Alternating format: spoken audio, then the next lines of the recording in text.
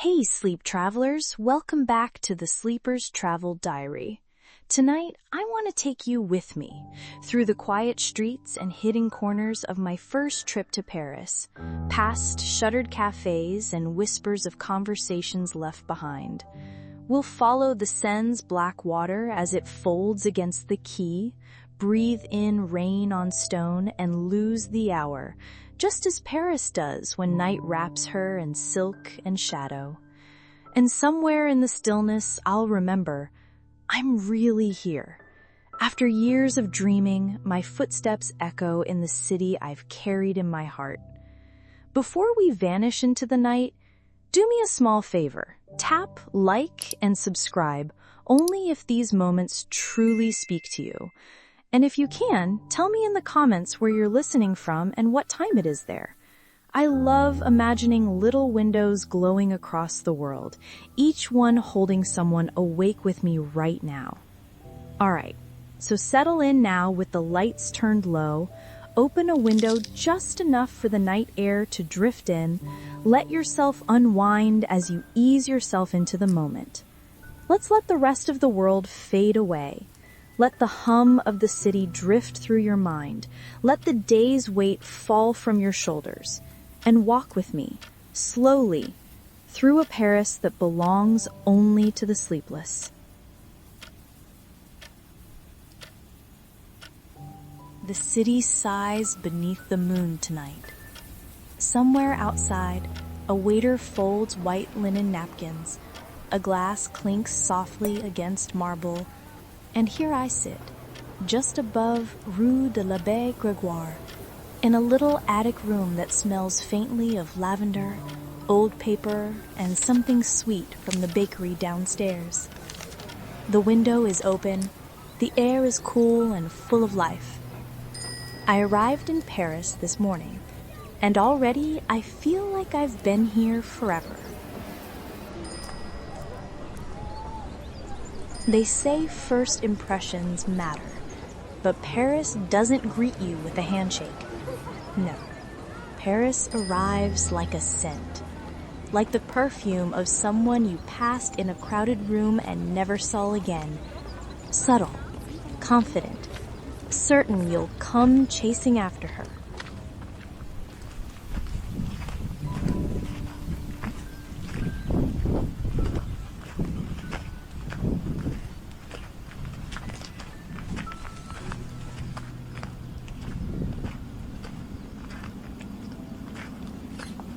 I took the train in from Charles de Gaulle. The RER B line hummed like a lullaby for the city's early morning. Outside the window, graffiti on old stone walls, clusters of ivy climbing stubbornly over them, little bursts of wildflowers in the cracks. Even the tired buildings here look elegant.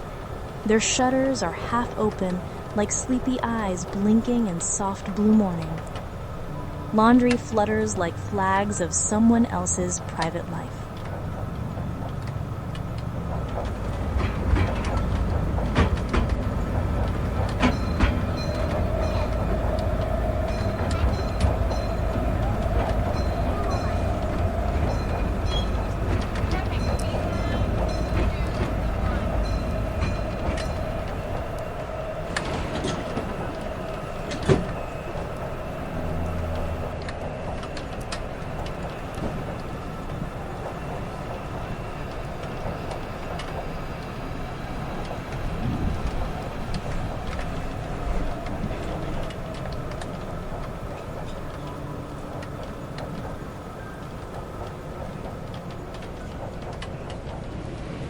Direction La Défense.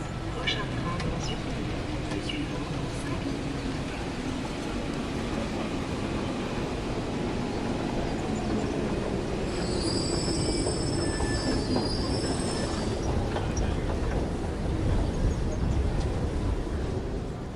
By 9 a.m., I was already sitting in a tiny café in the 6th arrondissement.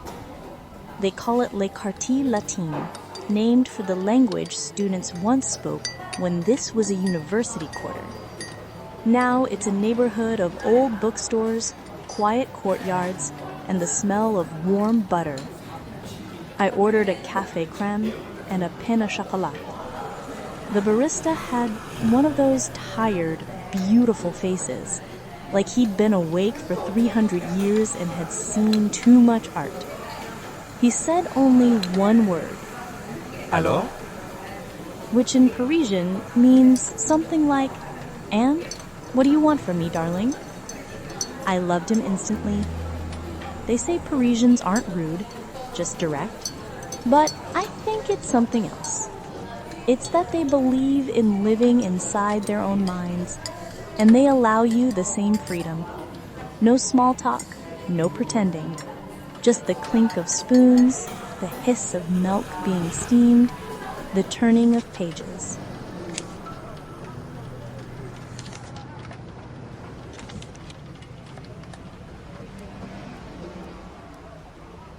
I spent the day walking. Just walking. Paris is made for that. For drifting. For noticing. Every few meters, something changes.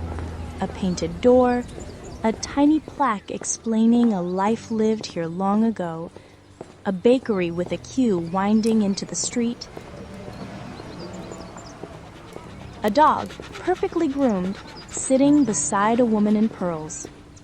I wandered past the Seine, where the water shivers like silk under the bridges.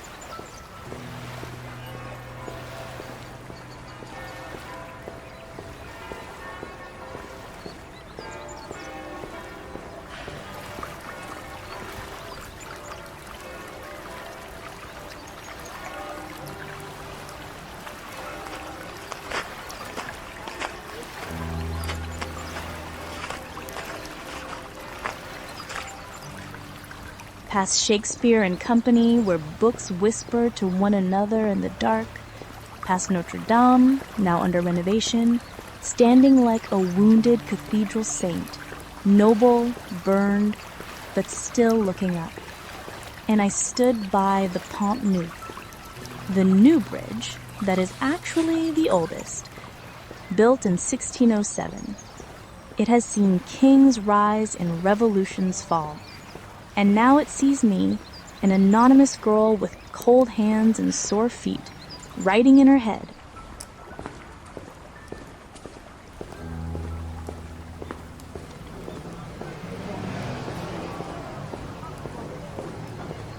Dinner was taken slowly. A little restaurant tucked between two floors. I sat alone, as I often do when traveling, and listened. The man at the next table was whispering something in French that made the woman with him laugh like a poem. Behind me, the kitchen rang with the sharp music of work. Plates, oil, flame. I ordered duck confit, roasted potatoes, and a glass of Bordeaux. They say the French don't rush meals because meals are not meant to be rushed. They are small performances. Rituals of daily pleasure. And as I ate, I realized this is not a city of fast things, not of neon signs or endless choices. It is a city that gives just enough. Earlier, I had planned to go see the Eiffel Tower at night. A cliché, perhaps, but Paris is allowed her clichés. They are earned.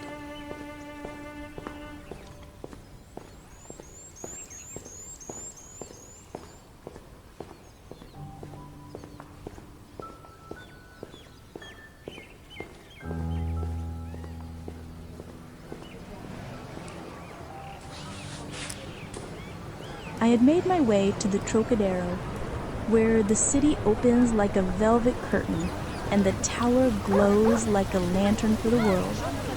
But the rain started. Not a light drizzle, a sudden, soaking downpour.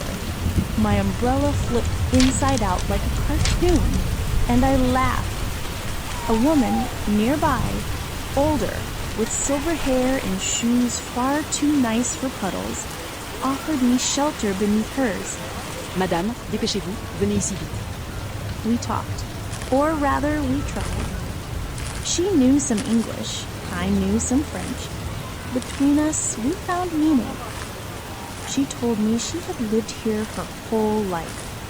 She had watched the city rebuild after war, after loss. She said Paris survives because it remembers everything but insists on beauty anyway. Now it is night. The Eiffel Tower twinkled every hour like a child showing off her dress. In the distance, I hear a violin echoing in the Métro corridor. The last train rumbles beneath the earth like an old dragon shifting in its sleep. In this city, you don't just look at things. You feel them looking back at you. And tonight, I feel held. By the past, by the stories, by the warmth of red wine still in my chest.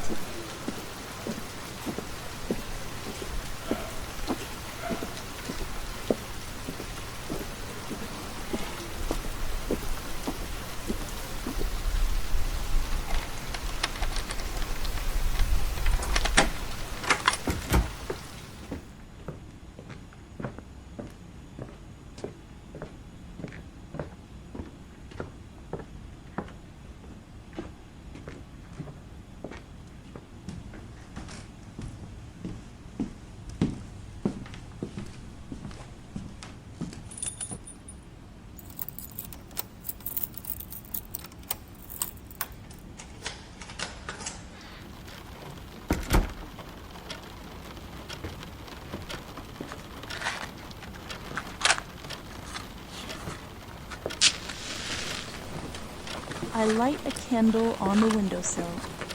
Its flame flickers in rhythm with the sounds outside. A cat meowing below, someone whistling, footsteps fading into cobblestones. I pull the covers over me now, and through the window, the moon hangs low over the rooftops like a silver coin in a velvet purse. Paris sleeps, or pretends to. In this moment, I remember something I read in a cafe earlier. There is no end. There is no beginning. There is only the infinite passion of life, by Federico Fellini. I think that's what Paris is.